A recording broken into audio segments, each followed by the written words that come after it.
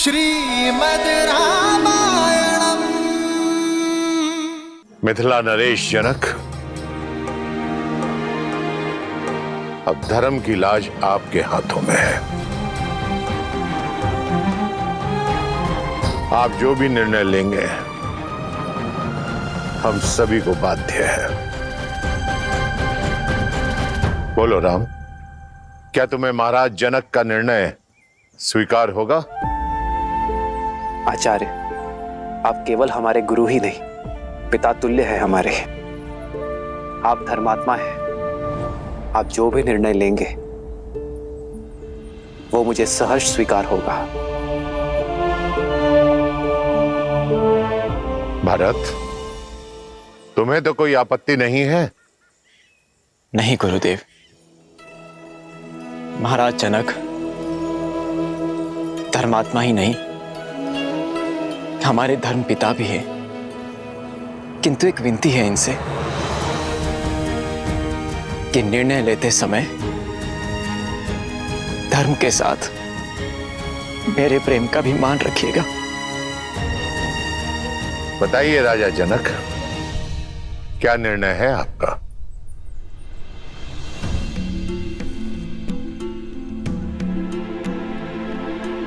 कोई भी निर्णय लेने से पहले मैं अपने सौभाग्य को धन्यवाद देता हूं कि मुझे इस धर्म सभा में उपस्थित होने का अवसर मिला।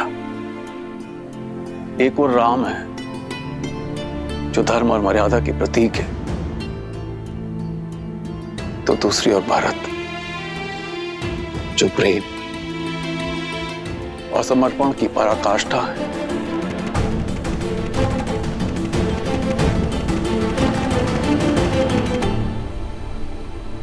हे महादेव, ये निर्णय कठिन है। मुझे सद्बुद्धि देना, प्रेरणा देना,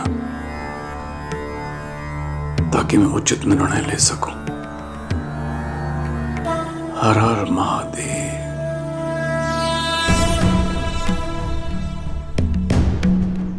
आप पुत्र बनकर अपने पिता के और प्रजा बनकर अपने महाराज के वचन का पालन करना चाहते हैं। आप धर्म के पथ पर हैं। शास्त्रों में भी कहा गया है, धर्मो रक्षति रक्षितः, अर्थात जो धर्म की रक्षा करता है धर्म उसकी रक्षा करता है। आप धर्म के पथ पर हैं। और भारत, आपके हृदय में अपने भाई के प्रति निश्चल प्रेम और भक्ति की वो प्रवाह है जिसके वेग से स्वयं भगवान विष्णु भी न बच सके, जिन्होंने अपने भक्त प्रहलाद को उनके पिता हिरण्यकश्यप के आतंक से बचाने के लिए अपनी माता के गर्भ से जन्म लेने की भी प्रतीक्षा नहीं की और सृष्टि के सारे नियमों को तोड़कर एक स्तंभ से नरसिंह के रूप में अवतरित होके अपने भक्त प्रहलाद की रक्षा की।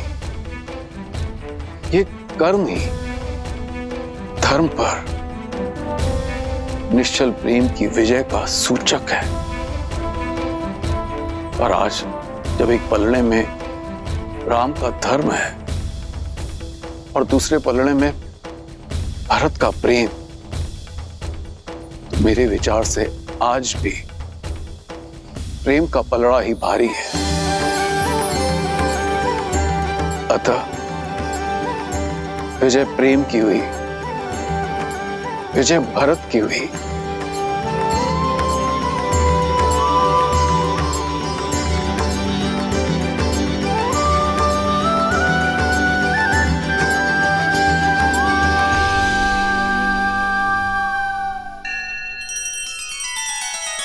श्री रामचंद्र कृपालु भजु मन हरण भव भय दारुणम।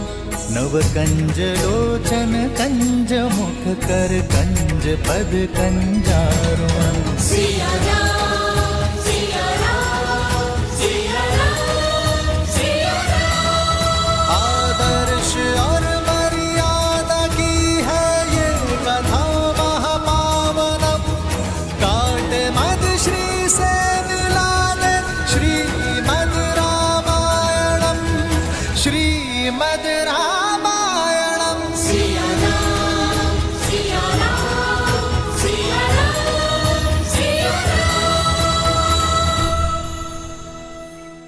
इसका अर्थ है कि मैं अपने भैया को अयोध्या ले जा सकता हूं, अपनी इच्छा पूर्ण कर सकता हूं। किंतु प्रेम के भी अपने कुछ नियम होते हैं कुमार। प्रेम में पहले उनके विषय में सोचा जाता है जिनसे हम प्रेम करते हैं। प्रेम में स्वार्थ नहीं, समर्पण का सहारा लिया जाता है, ना कि अपनी इच्छा पूर्ति का। इसीलिए मेरा परामर्श आपसे यह है कि आप निस्वार्थ भाव से, निश्चल प्रेम से स्वयं श्री राम से पूछें कि उनका निर्णय क्या है, उनकी प्रसन्नता किसमें है। फिर वो जो भी निर्णय ले उसे आप प्रेम पुष्प की तरह हृदय से स्वीकार करें। यही मेरा परामर्श है और यही मेरा निर्णय भी। महाराजा जनक, आपका कोटि कोटि धन्यवाद। निश्चल और निस्वार्थ के प्रेम की परिभाषा आज समझ आई मुझे, और इसके लिए भरत आपका सदैव आभारी रहेगा।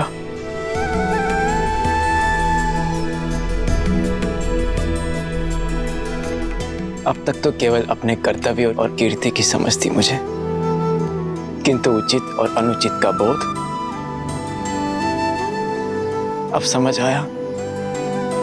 मेरे भैया ने अपने पिताश्री के वचनों का पालन करना स्वीकार किया, किंतु इन्हें मेरी भी एक इच्छा स्वीकार करनी होगी, और ये मेरा निर्णय है। या तो भैया सिंहासन स्वीकार करें या मैं मृत्यु का आलिंगन करूंगा।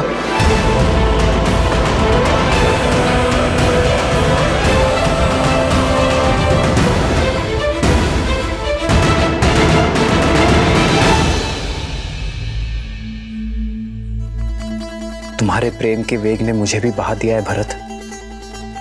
तुम मुझे अयोध्या के राज सिंहासन पर बैठते देखना चाहते हो ना, तो वही सही। तुम्हारी प्रसन्नता के लिए मुझे वो भी स्वीकार है। सच भैया? हाँ भरत, किंतु पिताश्री के वचन को झुठलाने का साहस मुझ में अब भी नहीं है। मुझे 14 वर्ष का वनवास काट कर आने दो भरत। उसके बाद मैं तुमसे अयोध्या का राज सिंहासन स्वीकार कर लूंगा। तब तक अयोध्या का भार तुम्हारा हुआ मेरे भाई। आप महान है भैया, आप महान है। आपने अपने धर्म और मेरे प्रेम दोनों का मान रख लिया। कदाचित मेरे लिए इन पापों का यही दंड है कि 14 वर्षों तक आपके वियोग की असहनीय पीड़ा को मुझे सहना होगा भैया।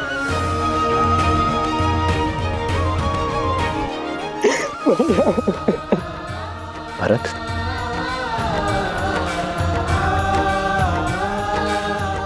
क्या हृदय भी कभी शरीर से भिन्न होता है भरत?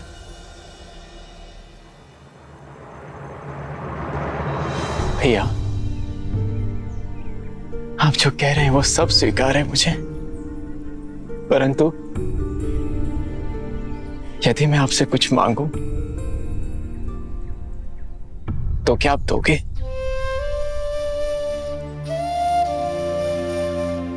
मेरे प्रिय भरत के लिए तो मेरे प्राण भी न्यौछावर है। बोलो भरत, क्या मांगना चाहते हो तुम? मुझे बस अपनी चरण पादुकाएं दे दीजिए।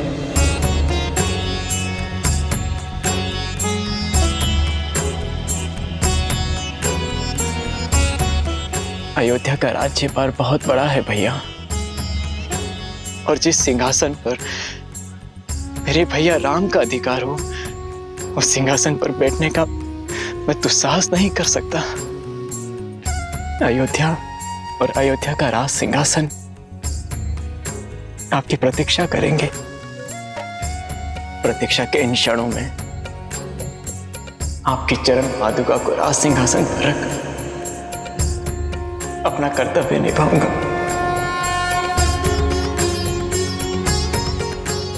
आपके पग धर्म के पथ पर है और आपके चरणों में पड़ी पादुकाओं को राज सिंहासन पर रखने से हमारी अयोध्या से धर्म का लोप नहीं होगा भैया।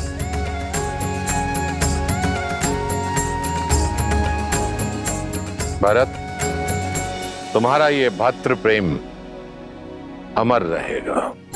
तुम्हारा नाम केवल लेने से सबके पाप दूर हो जाएंगे। उनके मन से द्वेष, ईर्ष्या और लोभ की भावना हमेशा हमेशा के लिए समाप्त हो जाएगी।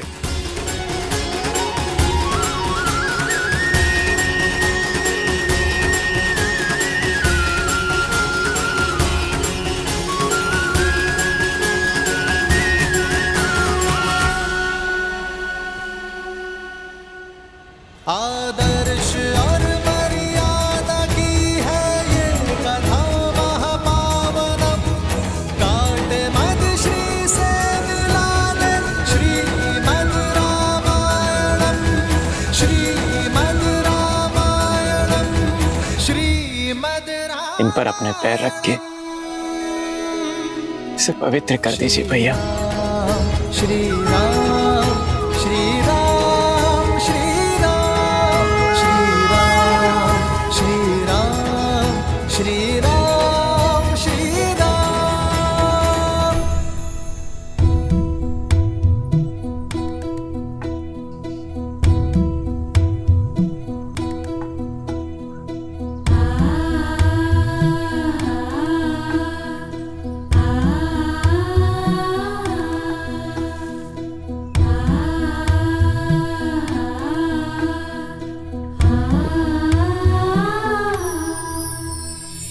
राम भक्त ले चला रे राम की निशानी। राम भक्त ले चला रे राम की निशानी। शीश पर खड़ाऊ अखियों में पानी। राम भक्त ले चला रे राम की निशानी। आपके आदेश का पालन कर रहा हूं भैया। न जाने किस जन्म का दंड भोगूंगा मैं इन 14 वर्षों के वियोग में, किंतु स्मरण रहे 14 वर्ष, केवल 14 वर्ष।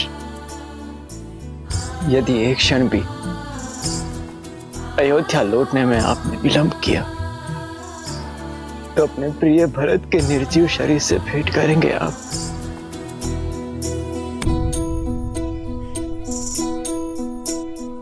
शीश खड़ाऊ ले चला ऐसे राम सिया जी संग हो जैसे।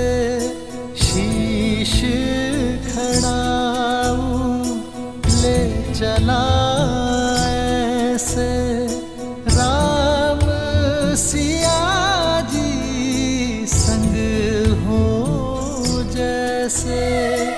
अब इनकी छाँव में रहेगी राजधानी।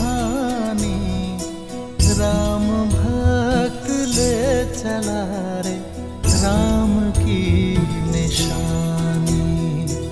राम भक्त ले चला रे राम की निशानी।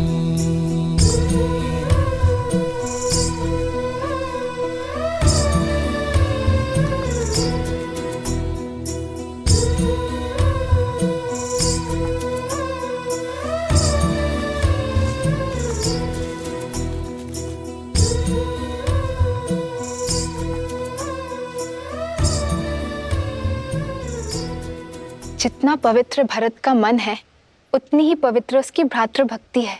भक्ति क्या है भक्ति?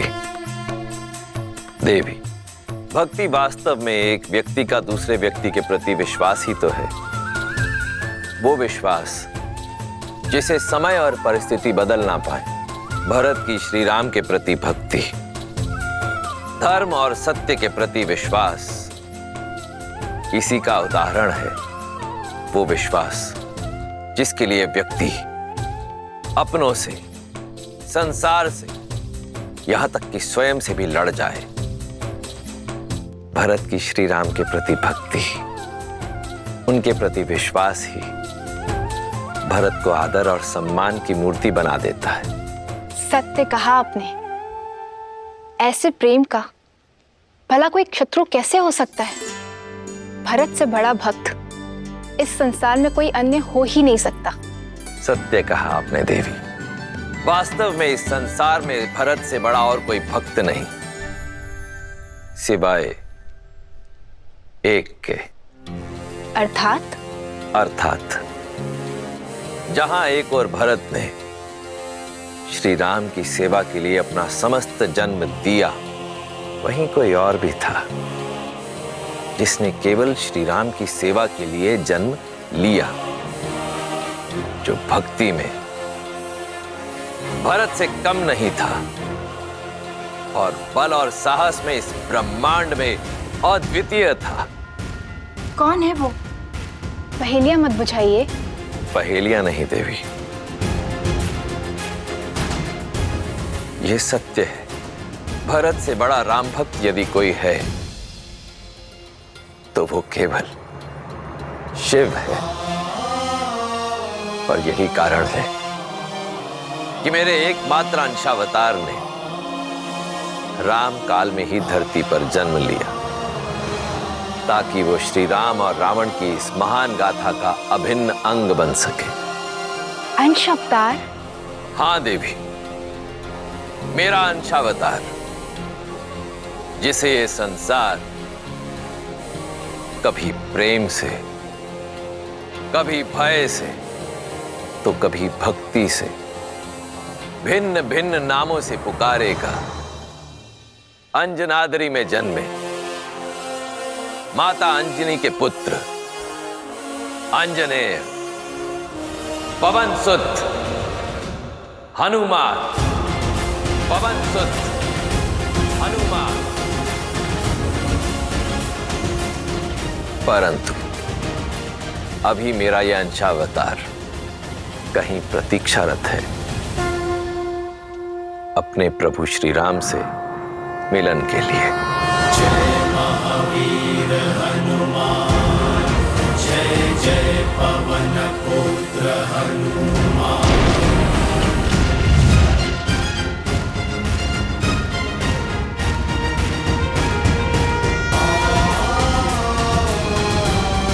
राम राम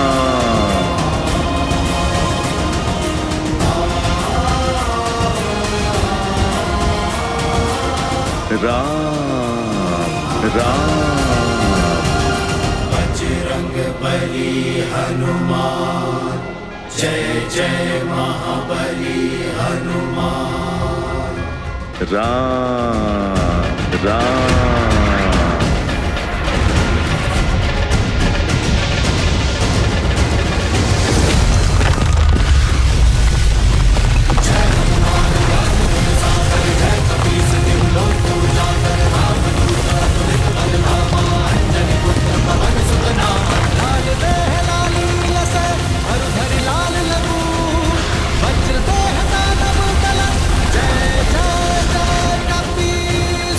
लगता है कोई भूचाल आया है।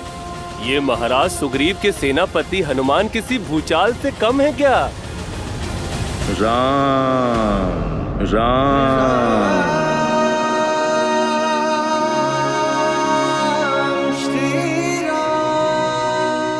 लगता है अपना सुध खो बैठे हैं हनुमान जी। राम नाम के किसी मनुष्य को अपना आराध्य मान चुके हैं। राम राम। और ये एकांत में कर क्या रहे हैं?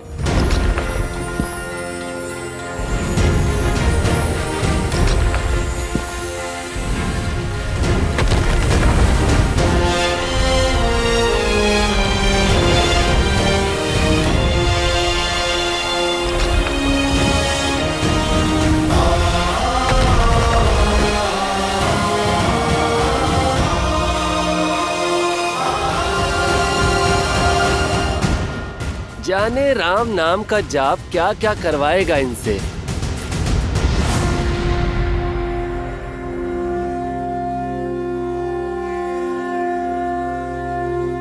राम राम। श्री गुरु चरण सरोज रज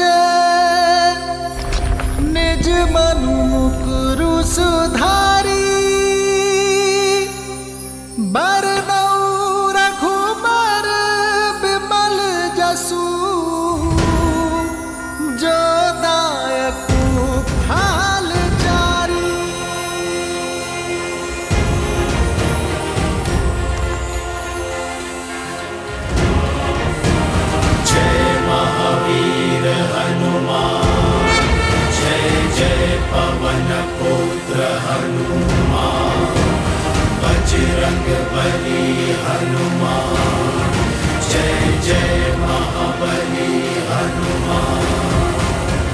राम राम।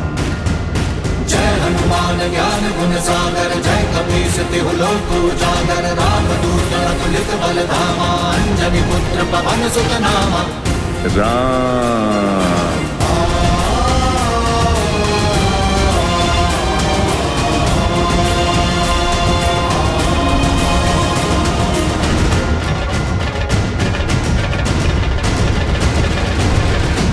श्रीमद् रामायणम्।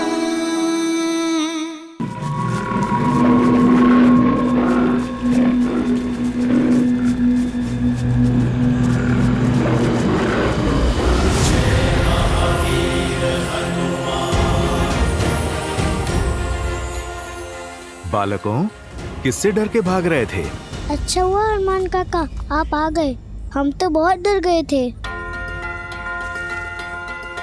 जब तक भय से भागोगे, भय तुम्हें भगाता रहेगा। पर हनुमान काका वो बाघ बहुत भयंकर है, वो वानर भक्षी हो गया है, हमारे खेलने के स्थान पे आ जाता है और हमें खाने का प्रयास करता है। कुमार अंगद, किष्किंधा के भविष्य हो तुम। मित्रों की रक्षा करने के स्थान पर यदि स्वयं डरकर भागोगे तो फिर क्या संदेश दोगे इस संसार को? पर हम उसका सामना कैसे करते, वो इतना विशाल और हम नन्हे वानर। पुत्र अंगद, मधुमक्खी भी तो नन्ही होती है, पर कोई भी उससे बैर नहीं लेता, क्योंकि वास्तविक सत्य शारीरिक नहीं मस्तिष्क में होती है। और फिर तुम्हारे पास एक और शक्ति भी है, संगठन की। तुम छोटे अवश्य हो, पर संख्या में बहुत हो, और बाघ तो अकेला है। यदि तुम मिलकर सामना करोगे तो बाघ तो क्या, बड़े बड़े राक्षस भी चित हो जाएंगे तुम्हारे सामने। पर कैसे? जब बल कम हो तो बुद्धि और एकता काम आती है। चलो योजना बनाते हैं। श्री हनुमान जी की जय, श्री हनुमान जी की जय, श्री हनुमान जी की जय। एक एक वानर एक एक वृक्ष पे होगा, अच्छे से दृष्टि रखेगा कि बाघ किस मार्ग से जा रहा है। जिस वानर के पास से वो निकले, वो वानर अपनी चित्कार से संकेत करेगा। सचेत करने के लिए केवल सचेत नहीं करना है, बाघ के पीछे चलकर बिना किसी ध्वनि के उसका पीछा करना है। पर चित्कार रुकनी नहीं चाहिए। पहले एक देगा, फिर दूसरा, और फिर तीसरा, और फिर सब अपनी चित्कार एक दूसरे की चित्कार में मिलाएंगे। फिर जब बाघ एक रिक्त स्थान पर आ जाए, सब एक साथ चित्कार दें और फिर कूदकर उसके सामने आ जाएं। वो दहाड़ेगा।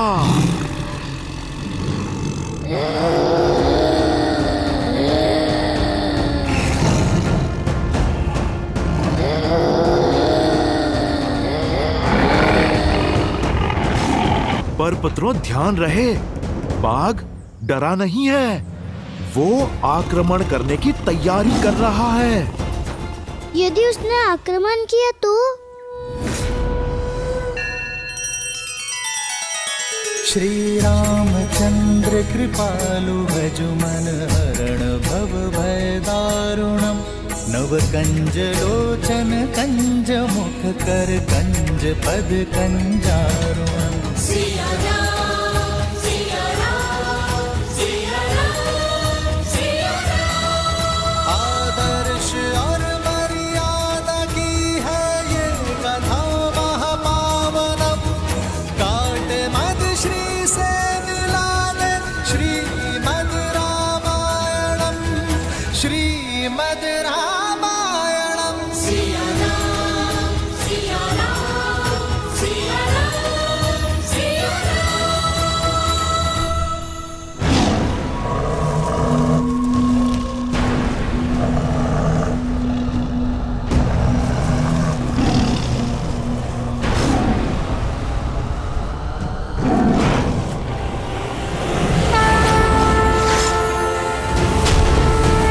जय महावीर हनुमान जय जय पवन पुत्र हनुमान बजरंग बली हनुमान जय जय महाबली हनुमान।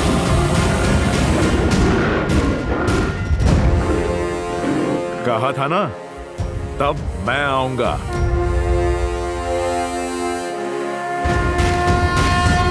जय हनुमान ज्ञान गुण सागर जय कपीस तिहु लोक उजागर रामदूत अतुलित बल धामा अंजनी पुत्र पवन सुत नामा राम दुआरे तुम रखवारे होत न आज्ञा बिनु पैसारे आपन तेज समारो आपे दीन लोक हाथ करे कापे।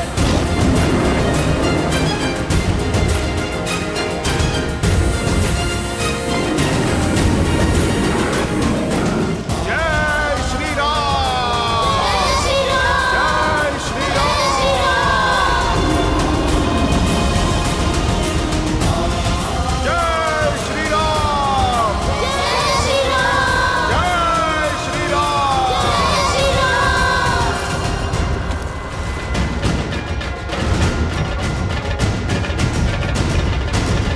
जय श्री राम, जय श्री राम। अब समझे, सच्चा बल भुजाओं में नहीं, स्वयं पर किए गए विश्वास में है।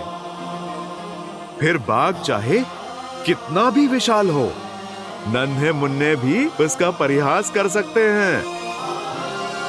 समझो, भय की आंखों में आंखें डाल के विश्वास से देखोगे, भय स्वयं दुम दबा के भाग जाएगा। पर ये विश्वास जगेगा कैसे हनुमान काका? भक्ति और शक्ति में संतुलन बनाना सीख जाओ। भक्ति तुम्हें धर्म से जोड़ती है और शक्ति कर्म से, और ये संगम जीवन के हर एक उतार चढ़ाव में तुम्हारा मार्गदर्शन करेगा। तो हमें भक्ति और शक्ति दोनों का पथ दिखाइए। ठीक है, तो फिर आरंभ अखाड़े से करेंगे। तुम्हें कुश्ती कला में निपुण बनाकर शक्ति पाने के योग्य करूंगा और योग का ज्ञान सिखाकर सिद्धियां पाने का द्वार खोलूंगा।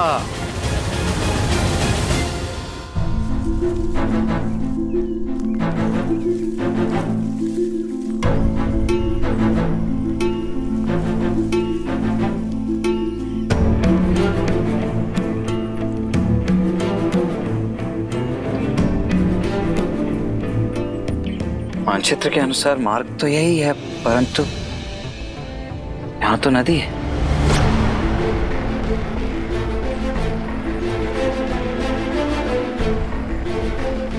कदाचित हम मार्ग भटक गए हैं भैया।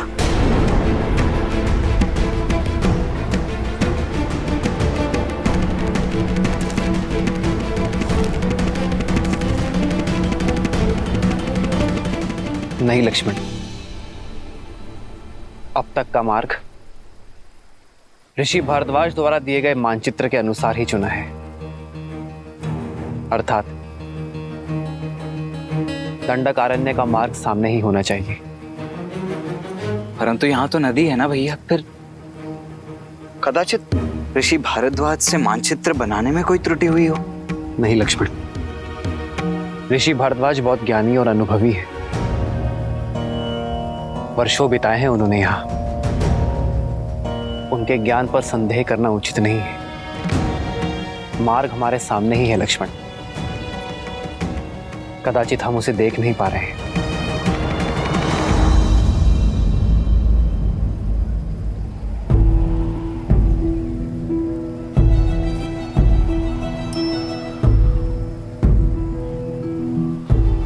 कदाचित इस वन में जैसा दिख रहा है वैसा है नहीं लक्ष्मण।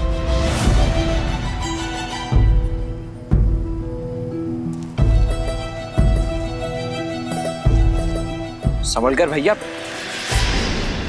नदी गहरी प्रतीत हो रही है।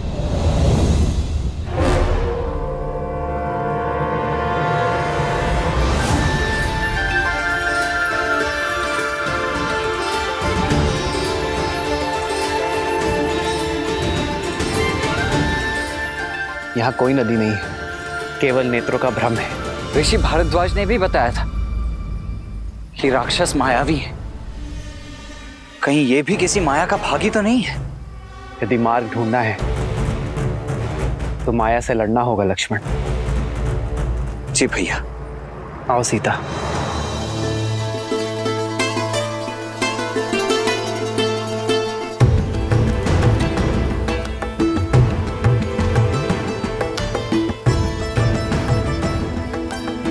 आओ लक्ष्मण।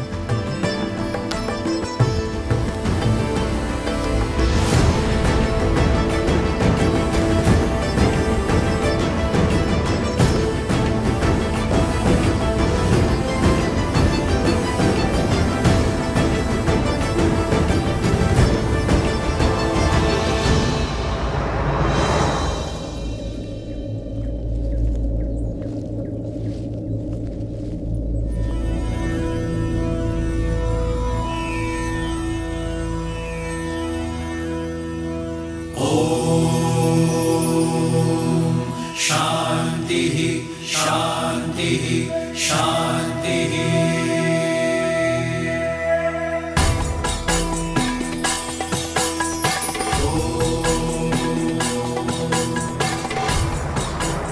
राम, तुम आ गए?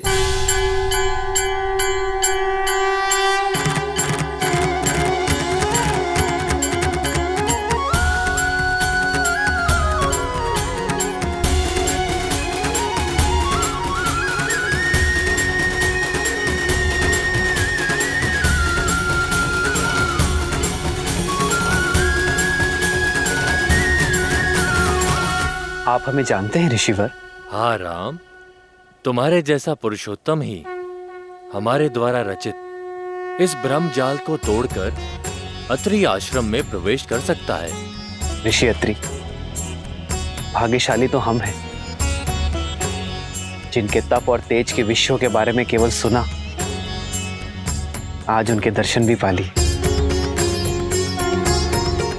प्रणाम ऋषिवर। यशस्वी भव,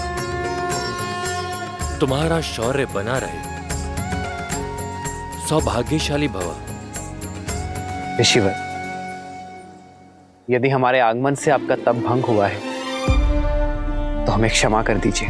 नहीं राम, तुम्हारे आने की प्रतीक्षा के लिए तो ये तप था और तुम आ गए। अब ये संपूर्ण हो गया। हमारे आने की? हाँ, उन राक्षसों के अंत के लिए जिनका प्रवेश रोकने के लिए मैंने अपने आश्रम के चारों तरफ दृष्टि भ्रम उत्पन्न किया हुआ था। अब तुम आ गए, इसकी कोई आवश्यकता नहीं। बचपन से आपके तेज और माता अनुसुईया के तप की कथाएं सुनी है, आज दर्शन हुए।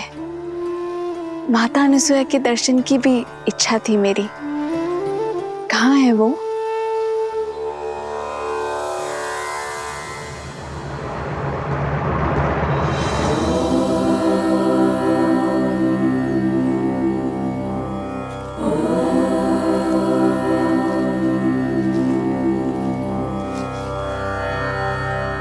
प्रणाम अनुसुईया माता।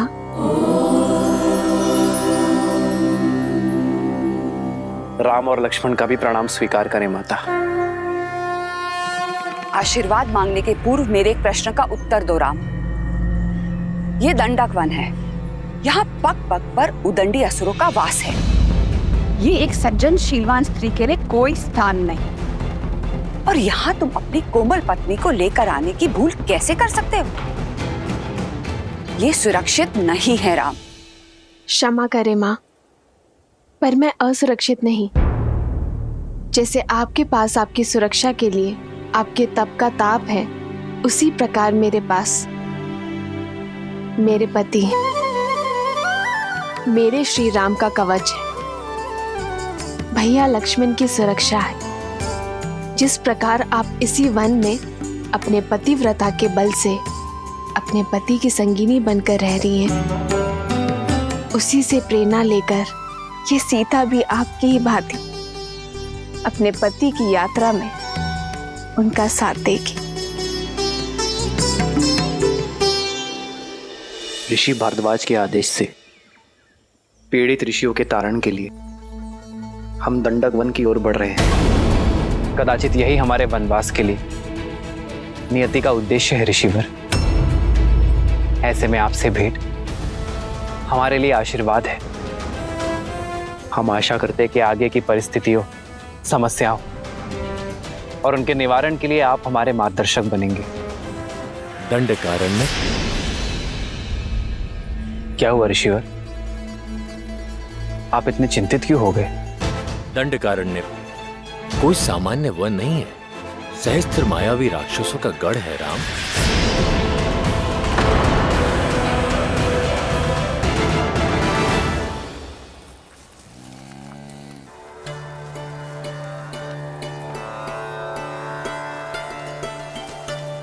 यदि अनुमति हो तो कुछ पूछूं माँ?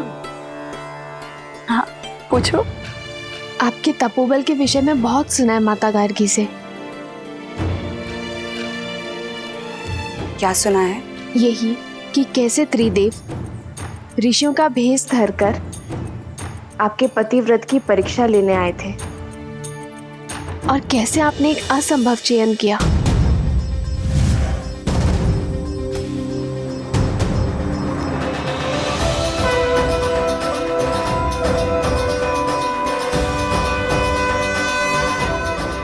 ब्राह्मणों की सेवा तो हर गृहस्थ का धर्म होता है। मैंने प्रयास किया है कि आपका हर संभव स्वागत कर सकूं। भोजन ग्रहण कीजिए देव। अवश्य देवी, परंतु बिना स्नान किए ये भोजन ग्रहण करना हमारे लिए वर्जित है। मैं अभी आप लोगों के स्नान का प्रबंध आश्रम के जलाशय में करवा देती हूँ। रुकिए देवी, धर्म कहता है कि अतिथि की इच्छा को उसके अनुसार ही पूर्ण करना चाहिए। हमारा कहने का आशय ये है कि यदि आप स्वयं अपने हाथों से हमें स्नान कराएंगे, तभी ये भोजन ग्रहण करना उचित होगा।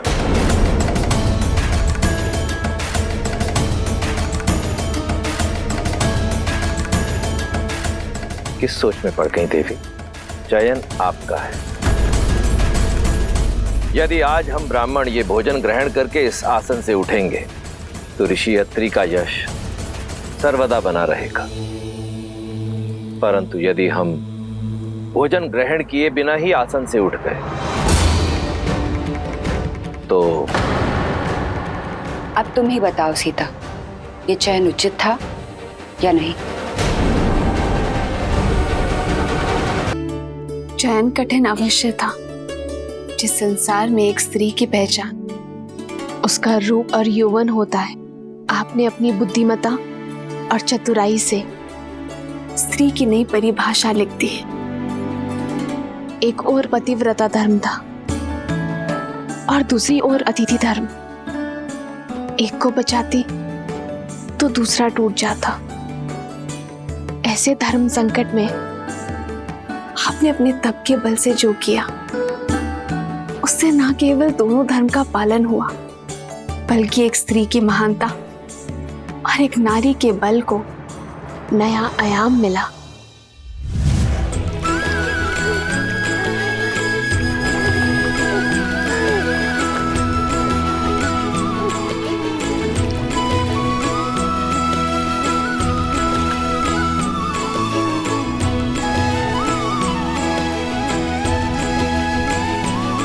अब आपका स्नान संपन्न हुआ।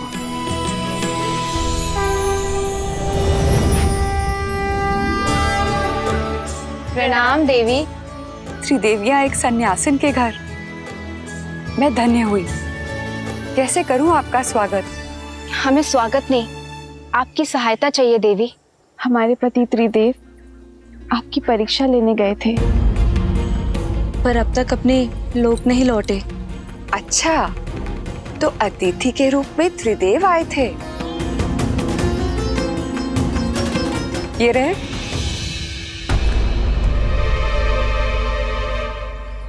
अपना अपना चुन लो।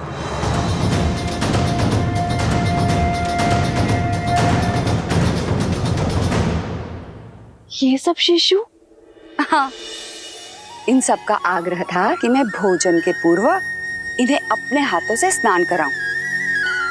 मेरे पास और कोई विकल्प नहीं था, तो मैंने इन्हें शिशु में बदल के अपना धर्म पूर्ण किया। महान है आप और आपका पतिव्रता धर्म। कृपया हमारे पतियों को त्रिदेव बनाकर हमें पुनः लौटा दीजिए।